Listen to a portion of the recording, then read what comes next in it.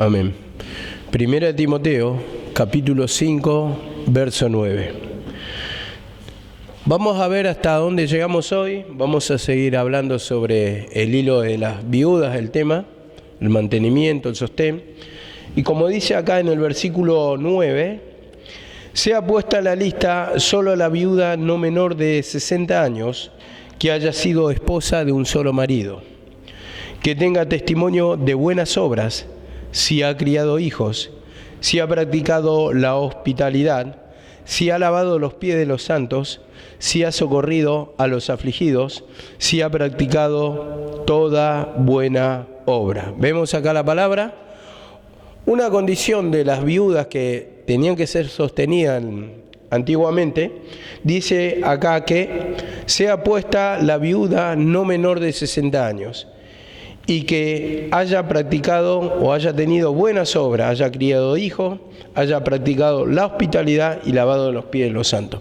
Bueno, acá da una serie de requisitos para que sean sostenidas por la iglesia económicamente, porque eran viudas dedicadas a la obra del Señor. Y cuando dice no menor de 60 años, recordemos que ayer decíamos, una viuda joven podía trabajar, podía volver a casarse y por lo tanto no entraba a la lista de que la iglesia se tenía que hacer cargo de su sostén. Entonces dice acá la palabra, sobre todo en el 10, que tenga testimonio de buenas obras, o sea, que hablen de ella que haya hecho buenas obras, como dice acá. Ha criado hijos, que haya criado hijos, o sea, que haya sido una madre. Dice, que haya practicado la hospitalidad. Entonces la hospitalidad es lo que estábamos hablando ayer. Estuvimos hablando la hospitalidad y toda esta semana. La hospitalidad es recibir, amén. Es recibir bien al visitante. En este caso, las viudas practicaban también y se encargaban de eso, las que eran viudas en el templo, en la casa del Señor. Entonces, recibía a los visitantes, entonces se mostraba su hospitalidad, al recibir bien a las demás personas, a los demás santos. Y dice, si ha lavado los pies de los santos.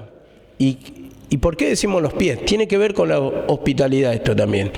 Hospitalidad, ¿por qué? Porque antiguamente, cuando se recibía a alguien, bueno, estaban los viajeros. Los viajeros venían con los pies sucios, entonces ahí en esa recepción justamente se le practicaba el lavado de pies. Entonces era como una costumbre decir que sea bienvenido, bien tratado, y después se le servía o se le recibía con todos los demás agasajos, sea comida, sea un baño, sea, bueno, todo en sí. Y vemos que dice acá la palabra, que haya lavado los pies de los santos. Entonces, ¿a quiénes reciben? Entre judíos se reciben. Era una costumbre eso en la antigüedad, entonces se recibían entre judíos y dice, lavaban los pies de los santos. Y dice acá, si ha socorrido a los afligidos, otra condición que tenía que cumplir, y por el buen testimonio, entonces acá una de las condiciones que cumplía era socorrer a los afligidos. Y afligidos quiere decir el que está en problemas, el que está necesitado. Y dice, si ha practicado toda buena obra. Y esto nos lleva a Génesis 18:1. Génesis 18:1. Y ustedes analicen toda la palabra que han escuchado desde hace 2 semanas con mi tía Rosa, cuando dio de la hospitalidad. Creo que este versículo era de los que tocó ella, era uno de los que había tocado, en Génesis 18:1. Dice así, después le apareció Jehová en el encinar de Manré, estando sentado a la puerta de su tienda al calor del día, y alzó los ojos y miró, y aquí 3 varones, dice, 3 varones que estaban junto a él, y cuando los vio salió corriendo de la puerta de su tienda a recibirlos, y se postró en tierra. Y dijo, Señor, si ahora he hallado gracia en tus ojos, te ruego que no pases de tu siervo, que traigas ahora un poco de agua y lavad vuestros pies y recostaos debajo de un árbol. Y traeré bocado de pan y sustentad vuestro corazón y después pasaréis pues por eso habéis pasado cerca de vuestro siervo. Bueno, hasta ahí la lectura. Y vemos que dice que acá estaba Abraham y se le apareció Jehová en el encinar de Manré, estando sentado a la puerta de la tienda al calor del día. Vemos que estaba en su tienda esperando a la puerta y dice que cuando alzó los ojos vio que venían 3 varones y dice, y estaban junto a él, y cuando los vio salió corriendo a la puerta para recibirlo.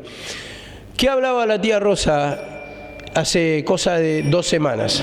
Cuando dice, salió corriendo a la puerta a recibirlo.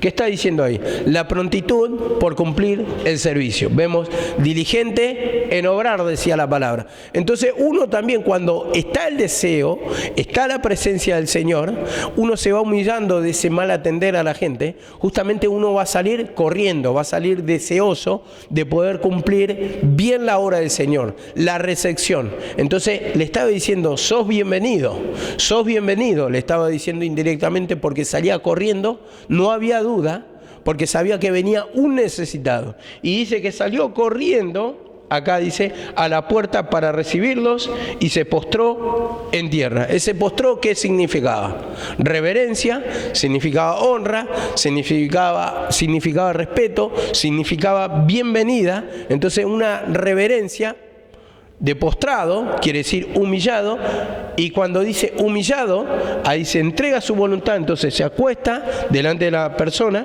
se postra, y ¿qué quiere decir? Que estoy a la orden tuya.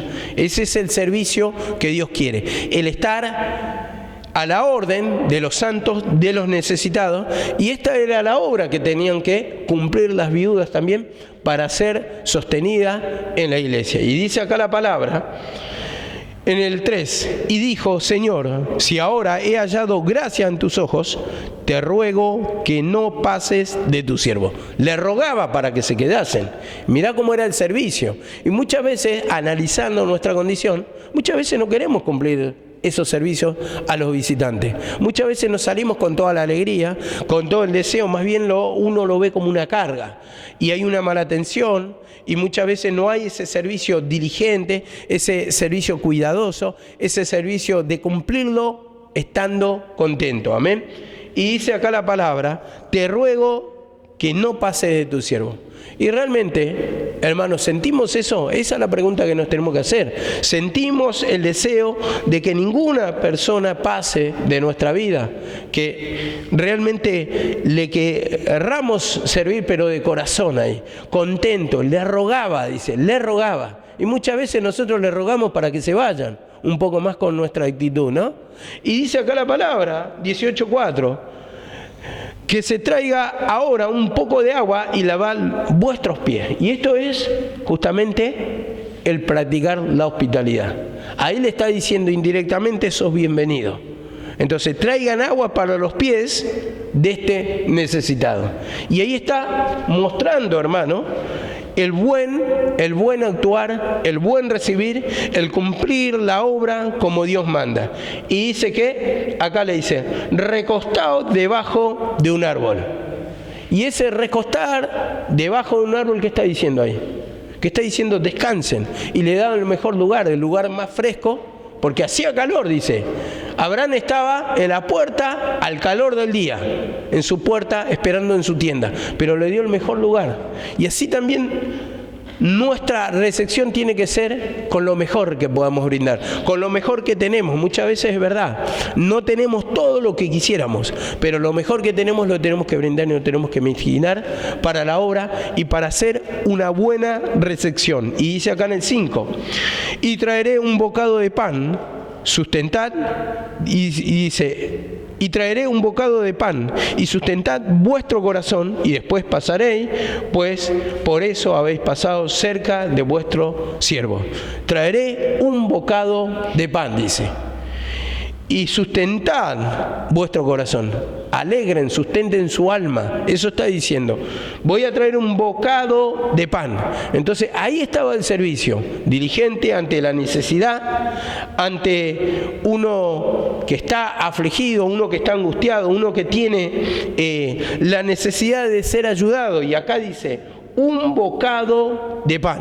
¿Vemos cómo se presenta? Y en este caso, hablaba la tía Rosa del brindar, un mate, una galletita, un café, la buena recepción, ¿no? Ese es actuar diligentemente, dice, y sustentar vuestro corazón. Entonces, el sustento para el alma, el sustento para esa vida, el sustento no solamente está en la palabra, sino que está en actuar, en recibir bien. Porque cuando uno recibe bien a las personas, esa persona, ese visitante, se siente contento, se siente a gusto, entonces va a volver. Pero si uno lo atiende mal, uno lo atiende con desinterés, uno saca la galletita según sea el visitante de turno, porque por ahí no te cae bien esta persona, pero esta persona sí me cae bien, entonces la siento importante a esta persona no es importante para mi vida, entonces eso es hacer mal la obra.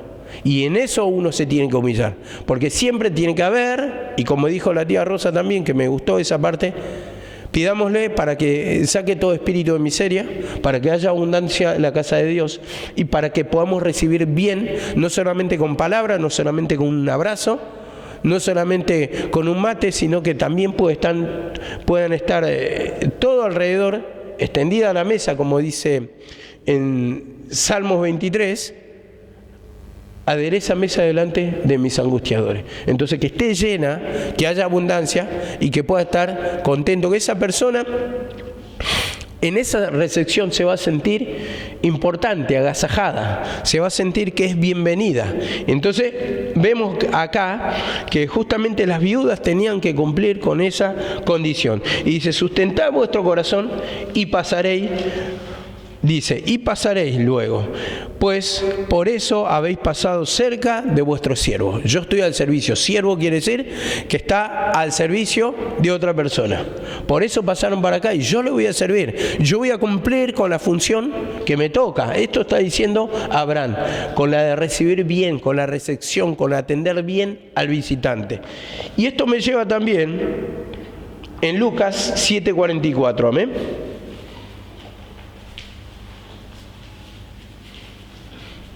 Lucas 7:44.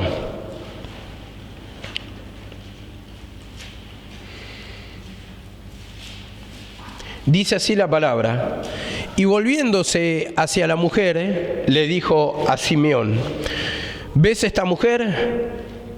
Yo entré a tu casa y no me diste agua para los pies, pero ella ha regado mis pies con sus lágrimas y los ha secado con sus cabellos. Vemos acá la palabra, ves esta mujer, la compara a Pedro.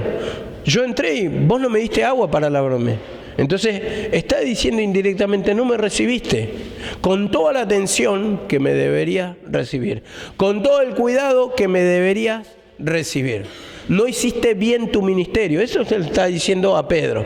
No hiciste bien la recepción, no hiciste bien el agasajo.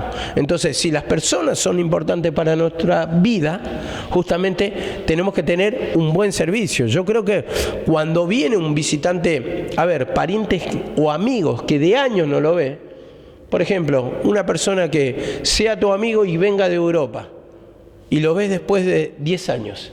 ¿Cómo lo vas a recibir? Y lo vas a recibir, si es importante para tu vida y estamos hablando de un amigo, con todo lo mejor que tenés. Vas a brindarle un agasajo, vas a preparar un asado, vas a darle lo mejor, vas a prepararle una habitación porque querés brindarle lo mejor y porque deseás que esa persona se sienta bien, se sienta a gusto, que se quede, ¿no?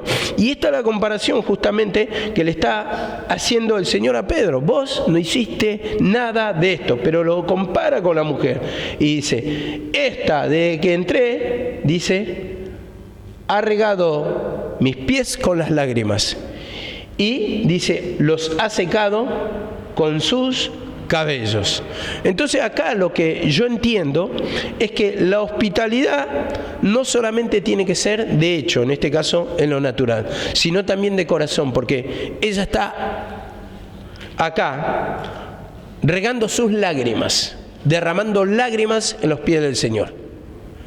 Y dice acá la palabra, los ha secado con sus cabellos. Entonces, Eso está mostrando que hay un corazón quebrantado, un corazón que al brindar servicio lo hace de corazón, porque las lágrimas tienen que ver con la emoción interna. Entonces, no solamente en lo natural, como se enseñó esta semana, sino que si está la galletita, si está el mate, si está la buena atención, también corresponder que sea de corazón, que nazca internamente, amén.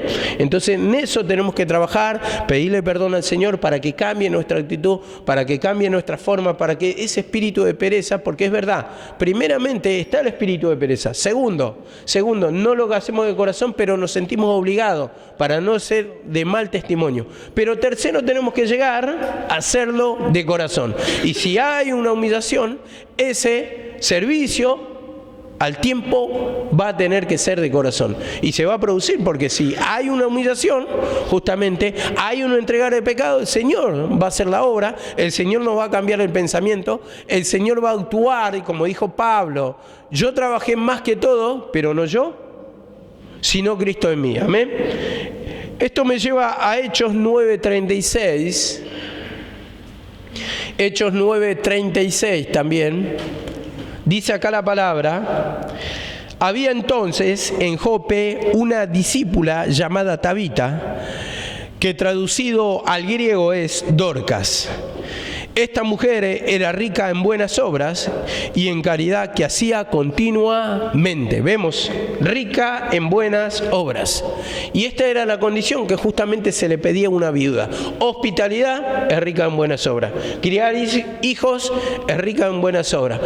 Lavar los pies de los santos era rica en buenas obras. Entonces, si hay una condición así que pide para la viuda, esa es la que va a ser sostenida por la iglesia, porque la iglesia entraban las ofrendas, entraban las ayudas que le hacían los santos, y entonces le correspondía. ¿Por qué? Porque dedicaba su vida, ¿para qué? Para el servicio de los santos, amén. Vamos al 5:11, ahora vamos a leer 5:11 de Primera de Timoteo.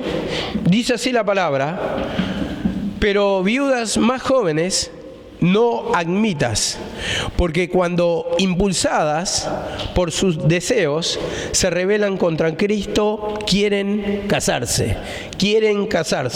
Hay otra versión que dice así: no admitas las viudas más jóvenes, porque cuando les toman las pasiones, se apartan de Cristo y quieren casarse. Por eso decía, no menor de 60 años, impulsadas por sus deseos. Y tiene que ver un poquito con lo natural que le pasa a la mujer, ¿no? En ese ciclo de la menopausia, vemos cómo se siente el organismo diferente, pero acá dice, no una menor. ¿Por qué? Porque va a ser pasional y tiene la oportunidad de casarse. 2, que le tome el pecado. 3, por la experiencia. ¿Por qué digo el pecado? Porque va a volver a tener deseo y va a querer volver a casarse, aunque casarse no es malo. Pero 3, es joven. Entonces, tiene la posibilidad de trabajar o tiene la posibilidad de volver a casarse. Y cuando se casa va a tener un sostén. Esto está diciendo acá la palabra. Impulsada por sus deseos. Pero, ¿se podrían consagrar las viudas al Señor? Sí, tranquilamente. Pero también, consagradas, también podían trabajar. Podían sostenerse, tenían posibilidades. Entonces, ¿para quiénes eran ese sostén? Personas ancianas, personas grandes que ya no tenían la fuerza física. Entonces, a estas se le daban las prioridades, porque imagínense, había tantas viudas en ese tiempo, tantos maridos muertos, tantas enfermedades, tantas persecuciones, tanta matanza, que prácticamente si el deber o la obligación de la iglesia era sostener a todas las viudas, prácticamente era una tarea muy difícil, por no decir casi imposible. Y dice acá la palabra, Deuteronomio 32:15. Deuteronomio 32:15. Dice acá la palabra: pero engordó Jesurún y dio coces. Engordaste y te cubriste de grasa. Entonces abandonó al Dios de que lo hizo y menospreció a la roca de su salvación. ¿Por qué lo engancho esto? Porque justamente cuando la viuda joven le toma la pasión, ¿qué es lo que olvida? O sea, ¿qué está en primer lugar antes que Dios? Está la pasión. Entonces vemos acá, cuando dice Jesurún, está hablando por Israel. A Israel, ¿cómo lo encontró? En Deuteronomio 32:10 dice que lo halló en desierto de horrible soledad. Y dice que lo crió, lo protegió y creció. Le dio su protección, le dio de comer, lo vistió. Pero dice, engordó Jesurún, se hizo grande, creció, tuvo la fuerza necesaria, pero tiró coces, odió coces. O sea, se rebeló contra el Señor. Entonces abandonó al Dios que lo hizo y menospreció la roca de su salvación. Muchas veces cuando sentimos la protección, sentimos el amparo del Señor, en un momento, por la altivez, por la soberbia, porque toma el pecado, porque nos confiamos, en un momento toma esa confianza propia, entonces abandonamos la presencia del Señor. Pensamos que nosotros lo conseguimos por nuestros méritos, porque somos merecedores, porque somos capaces, y dice la palabra del Señor, que Dios no se complace en la agilidad del hombre. No se complace. Entonces se complace solamente en los que le temen. Pero muchas veces nos olvidamos y nos tiramos a las ofertas de este mundo. Dice, menospreció a la roca de su salvación. Entonces olvidás al Señor, olvidás sus caminos, olvidás sus palabras, olvidás que tenés que humillarte, te confiás y entonces empezás a andar en tus vanidades. Entonces ahí está el olvido al Señor. Y dice, si usted lee en un versículo después, que dice que ellos sirvieron a dioses ajenos, a dioses extraños. Y así está muchas veces en nuestra mente. Como acá pone la comparación de la viuda, dice que en un momento, vuelvo a leer, dice, impulsadas por su deseo se rebelan contra Cristo. Contra Cristo, dice, y quieren casarse. ¿Por qué contra Cristo? Porque cuando uno está viuda, puede servir libremente al Señor. No tiene familia, no tiene obligaciones con su marido, no tiene obligaciones con los hijos, no tiene obligaciones con la casa. Por lo tanto, su tiempo todo puede estar disponible para el Señor. Pero se olvidan. En un momento se olvidan y entonces toma la ocasional y dice, quieren casarse. Y me da otro versículo acá. En Isaías 3:16 dice así la palabra, Isaías 3:16. Además dijo el Señor, puesto que las hijas de Sión son orgullosas, andan con el cuello erguido y con ojos seductores y caminan con paso corto, con paso menudo, haciendo tintear las ajorcas en sus pies, las campanillas en sus pies. Yo lo había explicado anteriormente, cómo se vestían, y esas sandalias llevaban unas campanitas, entonces andaban con ojos seductores, dice, o sea, van, como se dice vulgarmente, de levante, van de levante. Y entonces acá pone una comparación, ¿no? Y lo podemos llevar a la palabra de las viudas, cuando impulsadas por su deseo. Este deseo pasional, este deseo de conquista, entonces acá yo entendía que su conducta delata que están buscando la pasión. O la conducta del creyente está delatando que está buscando la vanidad, que está buscando lo material, pero menos Cristo. Entonces, te toma el deseo, te impulsa el deseo, te gobierna el deseo, y eso es lo que se tiene que trabajar en la mente, para que nuestra meta solamente sea el servicio para el Señor, para que nuestra meta en esta vida sea el conocimiento de la palabra. Lo otro te lo va a añadir, seguramente, pero no tiene que ser nuestra meta, nuestro objetivo. El objetivo principal es el conocimiento de la palabra. Dice, sabiduría ante todo adquiere sabiduría. Eso dice la palabra, sabiduría, conocimiento. Entonces ese conocimiento, cuando se lo pedimos al Señor, como se lo pidió Salomón, que lo hizo grande, que le dio toda la fama, que le dio la riqueza, que no le hizo falta nada, así también, cuando nosotros le pedimos, esa sabiduría es lo que te va a llevar a conocer tus pecados, o en el discernimiento del bien y del mal, para cuando vos te humillás, podás tener discernimiento amplio del pecado o discernimiento amplio del bien y del mal. Entonces ahí vas a descubrir y te vas a ir humillando más profundamente y más te va a usar el Señor.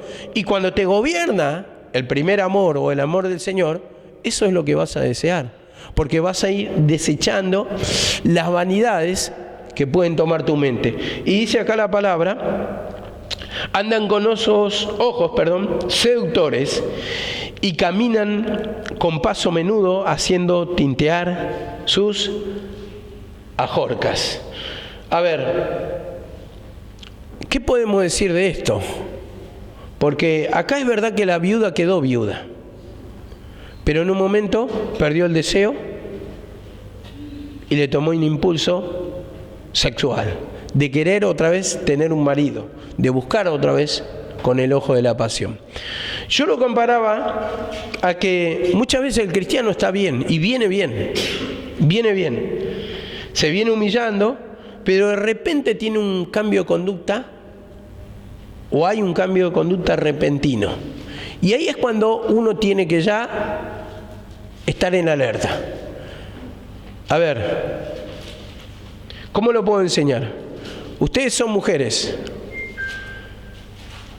ustedes se casan y la conducta de tu marido siempre es igual, vos la ves a través de los años, pero de repente hay una conducta extraña. Hay una reunión en el trabajo, que tiene que venir más tarde, que hay horas extras, pero la plata siempre es la misma. De repente, 5 años que estuvo con vos, nunca se cuidó, digamos, en la pancita, pero de repente quiere ir al gimnasio. Repentino. Y ahí es cuando ya tenés que sospechar que en ese cambio de conducta hay otra persona. Hay otra persona. Porque hay un cambio de conducta repentino. Y así también es el creyente. Viene humillándose, pero de repente hay un cambio de conducta. Y lo justifica. Y lo enmascara. Y ahí uno, tal vez otro se da cuenta, pero uno mismo, al tener el cambio de conducta, tiene que analizar, ¿qué estoy haciendo? Y muchas veces encubrimos, otro se da cuenta, otro hermano se da cuenta, lo queremos enmascarar, lo queremos cubrir, pero ya la forma de moverte te desnuda tus pensamientos o la condición en que estás, que tus metas ya son otras, que ya no querés venir a la oración, que surgió una cosa, un imprevisto, mañana otro, pasado otro, no querés venir a la palabra, surgen imprevistos, surgen supuestamente obligaciones, porque cuando un hombre que trabaja en una oficina tiene obligaciones de hora extra, laborales, de repente, y siempre lo mismo, y ya antes iba o se reunía con los compañeros a jugar al fútbol una vez por semana, pero ahora son 3, ya ahí tenés que sospechar. O sea, las mujeres tienen que sospechar de sus maridos, porque ese es el principio de que ya está teniendo otra persona a su lado, la ruptura matrimonial y todo. Y así también, de la misma manera, hermano, se cumple en un creyente. Cambio de conducta repentino es porque ya hay una aventura con Satanás, con el pecado. Amén. Dice en el 5:12 de primera de Timoteo, incurriendo así en condenación por haber quebrantado su primera fe. Quebrantado su primera fe. Otra versión, dice, esto las lleva bajo condena por hacer a un lado la confianza que tenían al principio, la fe que tenían al principio. La lleva a condenación. la lleva a la opresión, la lleva a castigo. ¿Por qué? Porque abandonaron al Señor, abandonaron la confianza, abandonaron la presencia. Ya no hay lectura, ya no hay quebrantamiento, otra cosa ocupa tu mente. Entonces me dice que esto incurriendo en condenación por haber quebrantado su primera fe. Bueno, esto me lleva a la palabra para dar pie un poco a la referencia, Jueces 19:1, para ver nuestra condición y para ver lo que tenemos que cumplir delante del Señor. Siempre nos desnuda la palabra, nos muestra nuestro pecado, y dice acá la palabra 19:1. En aquellos días, cuando no había rey en Israel, hubo un levita que moraba como forastero en la parte más remota del monte de Efraín, el cual había tomado para sí mujer concubina de Belén de Judá. Y su concubina le fue infiel, y se fue de él a casa de su padre, a Belén de Judá, y estuvo allí durante 4 meses. Y se levantó su marido y la siguió, para hablarle amorosamente y hacerla volver. Hasta ahí vamos a leer. Vemos la historia, que ustedes ya la conocen, de este levita, de este siervo de Dios, y que había tomado una mujer, como dice de Belén, como concubina, como esposa, como mujer. Pero su concubina le fue infiel y se fue de la casa de su padre. Vemos este mismo cuadro, es la promesa con el Señor. Señor, te voy a servir. Señor, voy a aprender la palabra. Señor, voy a orar. Señor, voy a ser tu siervo, tu servidor. Voy a predicar la palabra del Señor. Cuando nos sentimos quebrantados, prometemos muchas cosas o deseamos muchas cosas. Pero en un momento hay casamiento, hay unión con el Señor, pero en un momento cae en la infidelidad. Toma la dureza, toma la incredulidad de la palabra. Viene la tentación del enemigo y produce dureza, dureza, dureza, dureza.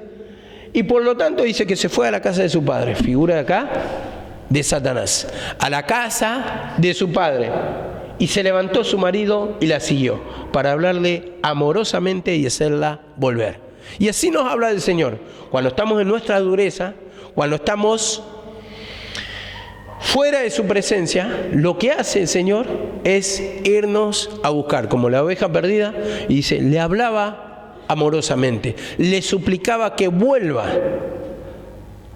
con Él. Y así el Señor, por una palabra, por el otro, nos habla para que volvamos a su presencia, porque sabe que lejos de su presencia solamente vamos a sufrir. Entonces, la misma figura toma acá notoriedad para enseñarnos cómo es nuestra relación con el Señor cuando caemos de la presencia, cuando toman esos impulsos que de repente vienen. Un día te quebrantás y decís, ahora sí voy a arrancar, ahora sí le prometo al Señor que voy a servir.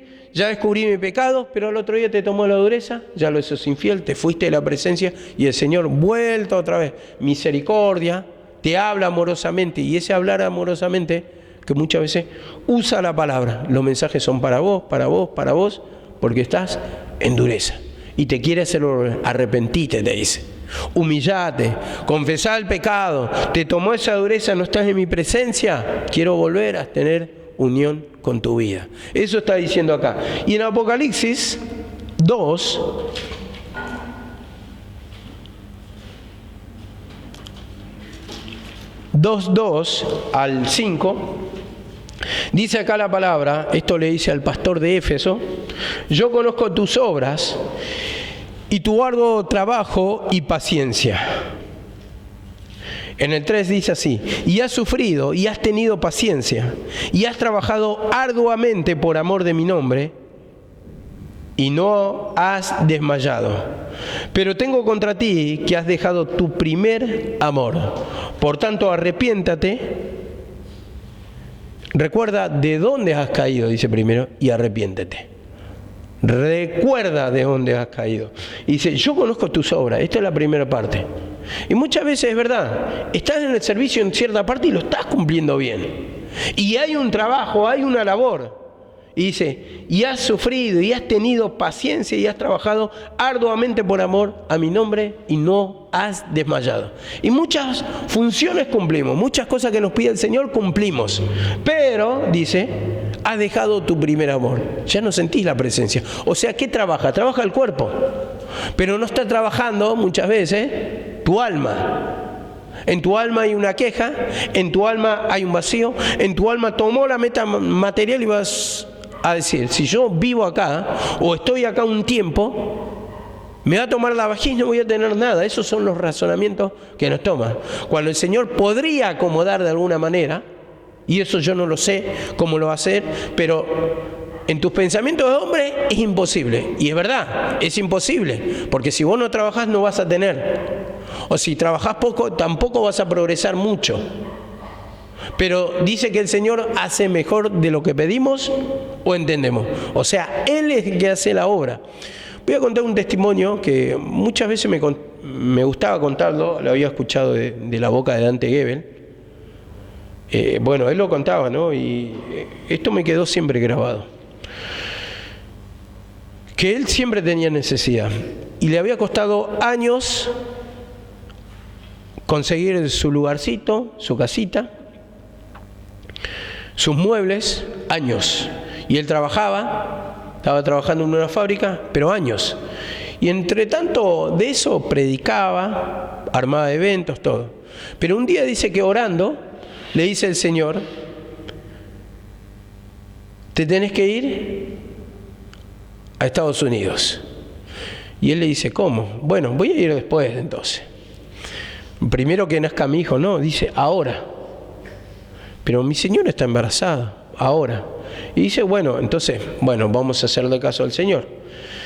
Y dice que empezó a vender todas las cosas, empezó a publicar para vender las cosas que tenía. Él le dice, yo no te dije que lo venda, regálalo, yo te voy a dar todo. Y ya razonó, esto me costó años.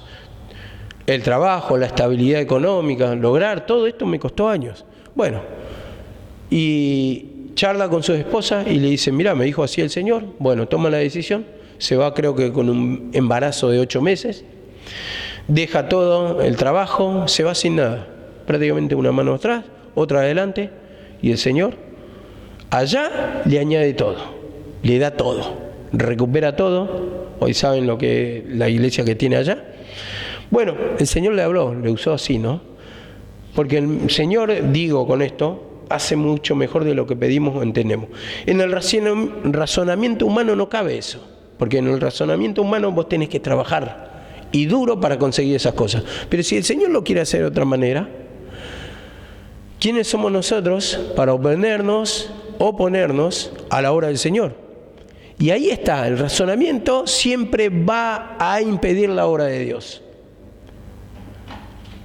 La mujer esta, la hermana de Lázaro, cuando le dice el Señor, Marta, saca la piedra. Le dice, pero Señor, hiede, ya son de 4 días. Le dice, no te he dicho que corra la piedra. Y después le dice, porque si crees, dice, verás la gloria de Dios. Y pasó lo de la resurrección, pasó el milagro que deseaban, pero esos razonamientos son los que impiden la obra de Dios. Así nosotros solamente nos tenemos que humillar, confesar el pecado, confesar la incredulidad que tenemos, para que no solamente pongamos el cuerpo, sino nuestra alma a disposición del Señor. Señor, yo razono, pero cambiame el pensamiento. Convenceme de pecado, enséñame tu poder, y ahí ese es el Señor que va a operar de alguna manera para que haga la obra en nosotros. Amén. Bueno, dice acá en el 5.13, ahora vamos a pasar. 5.13, dice así la palabra: también aprenden a estar ociosas, andando de casa en casa, no solamente ociosas, sino también chismosas y entremetidas, hablando lo que no debieran. Bueno, justamente está hablando por la mujer que, impulsada por sus deseos, esas mujeres, dice, no las admitas, no las vas a sostener. dice la palabra. Tienen que ser menor de 60 años, no las admita, porque impulsadas por sus deseos, olvidan justamente el primer amor, olvidan el camino.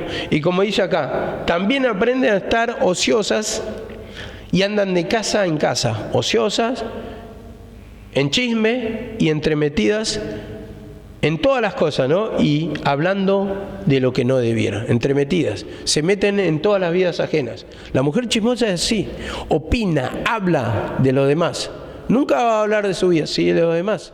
Entonces, para la mujer chismosa, todos los procederes de los demás son escandalosos, son errados, son prácticamente sus conversaciones una sarta de críticas para todas las personas que hacen todo lo incorrecto, pero uno es santo. Uno hace todo lo correcto, pero no está orando, no se está humillando, no está escuchando la palabra, no tiene servicio, no está congregando. Entonces, ahí es cuando tenemos que meditar. Y dice acá la palabra, Proverbios 7:1, para apoyarnos, dice así: que la mujer es alborotadora y rebelde, la mujer rencillosa, alborotadora y rebelde, sus pies no pueden permanecer en casa. ¿Y qué decía en el versículo anterior? Andando de casa en casa. Entonces, la chismosa, ¿qué hace? La alborotadora, ¿qué hace? La que no tiene obligaciones con su marido, con su mujer, ¿qué hace? La que no tiene obligaciones con sus hijos, ¿qué hace? La que no trabaja porque es ociosa, ¿qué hace?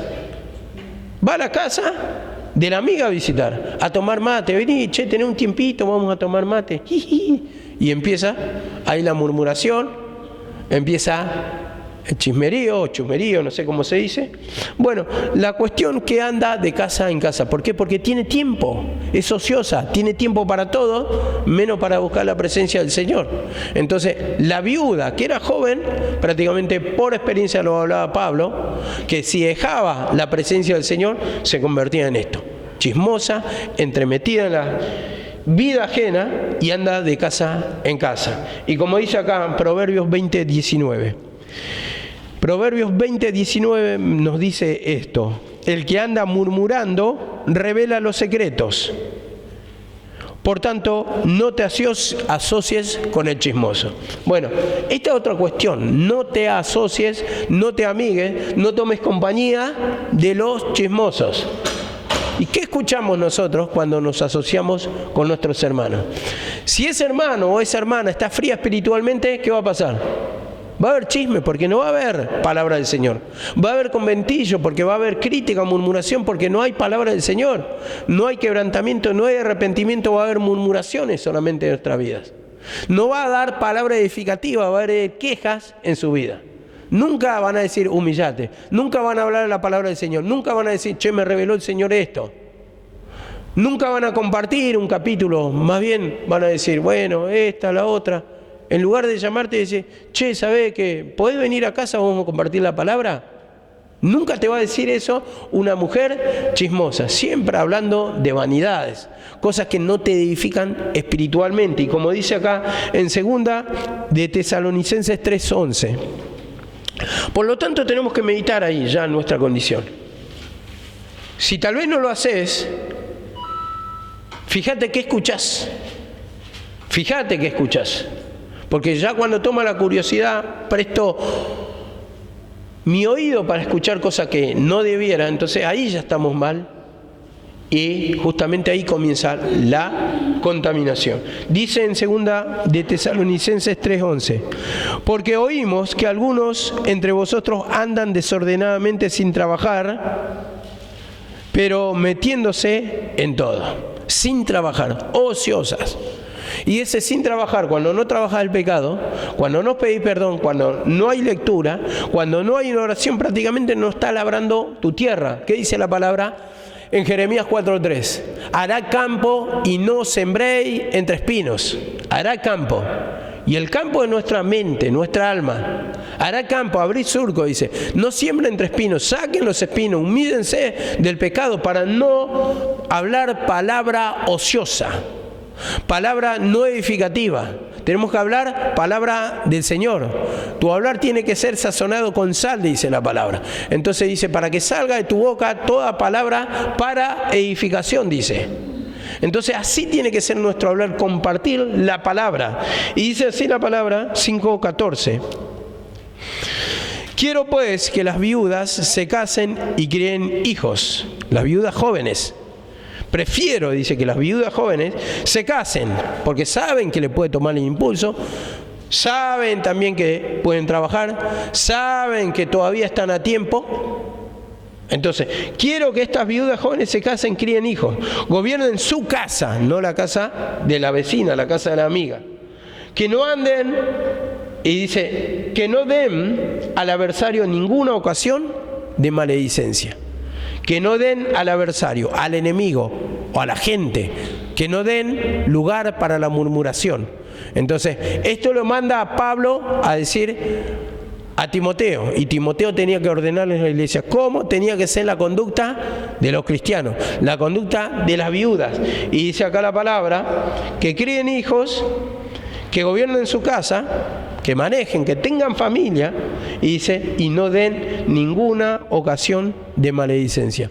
Porque una viuda que anda desordenada, alguien que no tiene obligaciones con la familia, si anda en pecado van a decir, mirá la evangélica, mirá la que dice gloria a Dios, mirá la que va a la iglesia, la que se hace la santulona.